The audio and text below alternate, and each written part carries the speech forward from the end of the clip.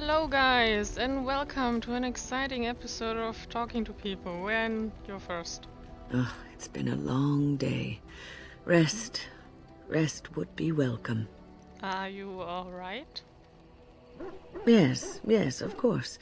I am just a little weary. As you may have noticed, I'm no spring chicken. No, you're a person. Ha, very funny. But in all honesty, I do not know how many years I have left in me. I have lived for such a long time, but there is always something else to do. And I have to keep going in order to do it.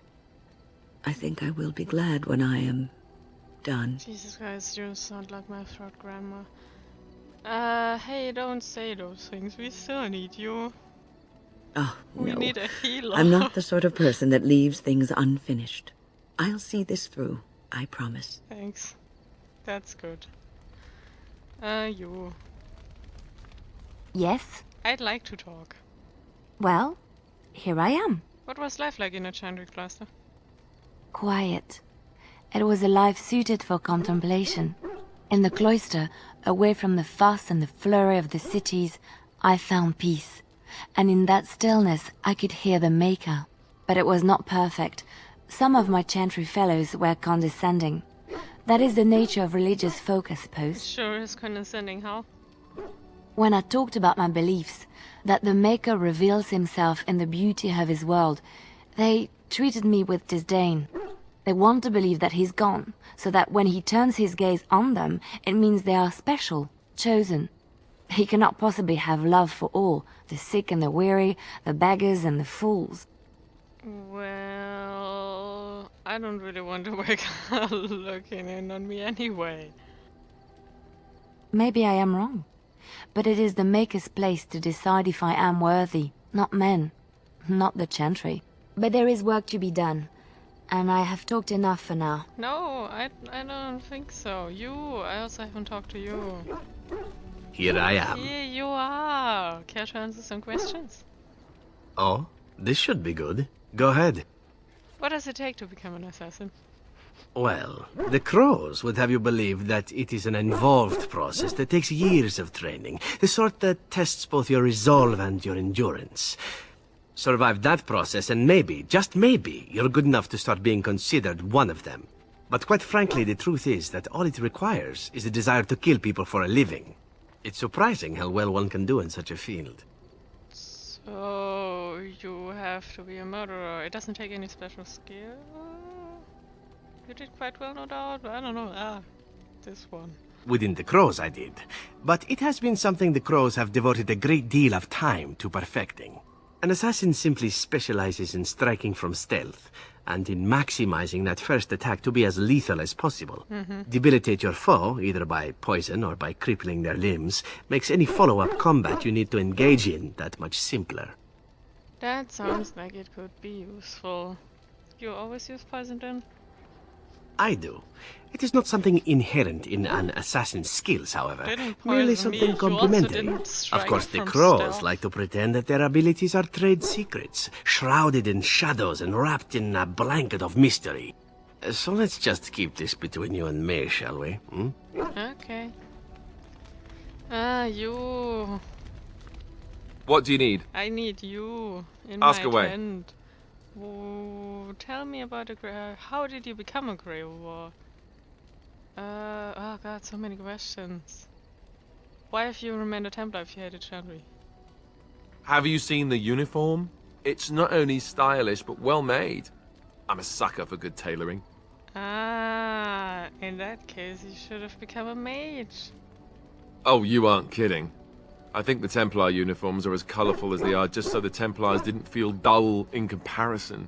Last thing you want when you're about to take down some Maleficar out in the woods is to have him point and laugh at your taste in clothing, am I right? Yes. So, is this where you deflect question with humor, right? I'd use my shield if I could, but I think you might actually spot me hiding behind it. You don't really want to know about my being a Templar, do you? It's really quite boring. I do really want to know, yes. Poke, poke, poke. Tell me everything about your life, Alistair. All right, if you insist. It's not like we have anything better to do, right? The truth of the matter is that I did hate going to the monastery. The initiates from poor families thought I put on airs, while the noble ones called me a bastard and ignored me. I felt like Al Eamon had cast me off, unwanted, and I was determined to be bitter. But I took some solace in the training itself, I guess. I was actually quite good at it. Why didn't you enjoy handling matches, did you? No, I never got that far. I mostly learned about discipline, and training my mind to use the abilities that Templars have. It was difficult, but rewarding. I never really felt at home anywhere, though, until I joined the Grey Wardens. And Duncan felt my Templar abilities might be useful for when we encountered Darkspawn magic, so I kept it up. What about you? Do you have anywhere you consider home? Well, my home is with the Wardens now, with you. It is? I didn't know you felt that way. We won't always be traveling like this, you know. Once the war is over, once the Blight is...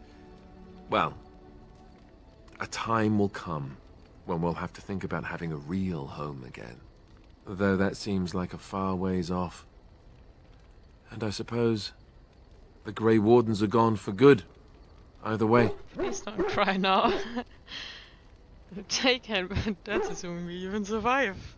Be positive. I suppose you're right. We can create new Grey Wardens, but we'll never get back those we lost. I wonder if it would ever feel the same. Anyhow, now I've sidetracked us. We'd better get back to what we're supposed to be doing right now. Like stopping a blight? Yeah, well. Shale! You, my beautiful, bestest rock person. I see it found some augmentation crystals. Yes. I was not even aware it knew about them. Well done. Thank you! So, what does it think? They don't make me look any wider, do they? I find I'm already too wide as it is. No, they're quite slimming. It must be the vertical pattern it put them in. Did it know to do that? It must have. I think it should find some more as soon as possible. I want to glitter from ear to ear, so to speak. Of course. Why can't I probably talk? Do things. What's with the heavy sighs? Oh, that. Merely reflecting on the hopeless nature of the task in front of it. The most likely outcome is that it and its companions will become a stain on some rock for the Darkspawn to tread upon. I shall be moved to a single tear by the tragedy. Won't you be right next to a stain? I think Pile of not. dust? I am made of pure rock, skin to core. At best, I can become a pile of dust, but a smear I will definitely not leave behind. That's for softer, squishier things like itself and its friends. What's that? Did it hear flapping wings? There may be pigeons nearby. We should be alert. We sure should. Oh, Morrigan, I have a gift for you, actually. Before we talk to you, let's give that to you. Grimoire, where is it? There we go. What? You found Flemeth's grimoire? Yes. Ever since we discovered the condition of the Mage's Tower, I had wondered if it might be recoverable, but I had yet to speak of it to you. How fortunate that you found it on your own. You have my thanks. I will begin study of the tome immediately. What do you hope to find with it? Secrets. My mother has many of them, and this tome represents the one time that they were able to get away from her. I do not intend to squander this opportunity to learn more than Flemeth wished me to know. This should be interesting. You're welcome. Let's do more different talking now. What do you wish of me? Things. If you must. Did you grow up in the Kokari Wilds? Why do you ask me such questions? I do not probe you for pointless information, do I? Well, you could if you wanted to. Oh, what luck. What is it you Yes. asked if I grew up in the wilds? A curious question. Where else would you picture me? For many years it was simply Flemeth and I. The wilds and its creatures were more real to me than Flemeth's tales of the world of man. In time, I grew curious. I left the wilds to explore what lay beyond, never for long. Brief forays into a civilized wilderness. And you remained unnoticed?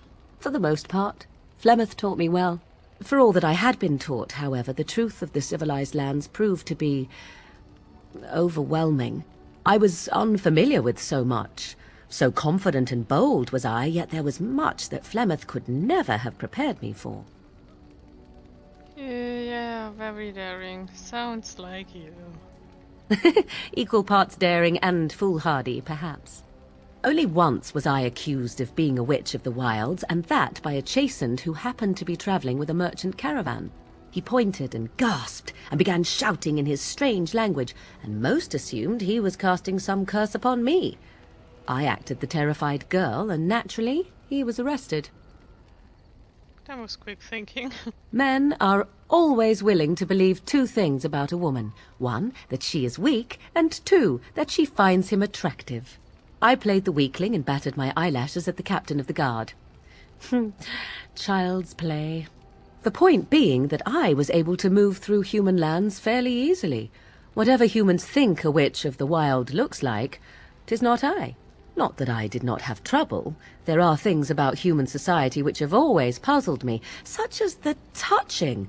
Why all the touching for a simple greeting? I completely agree. Do not speak to me of trivialities. Your culture is not so entirely different. There were many nuances that Flemeth could never tell me of. When to look into another's eyes. How to eat at a table. How to bargain without offending. None of these things I knew. I still do not understand it all, truth be told, but then I gave up long ago any hope of doing so. When I returned to the wilds last, I swore to Flemeth that I had no intention of leaving again. Yet here you are. Yes, here I am. Well, let's get on with it before the ground opens up and swallows us, yes? Let's do that. Oh wait, why did Shale disapprove? Was I being a dick? I don't know. I don't remember. Ah. Okay, we talked last time and you were upset, so I'm just gonna ignore you.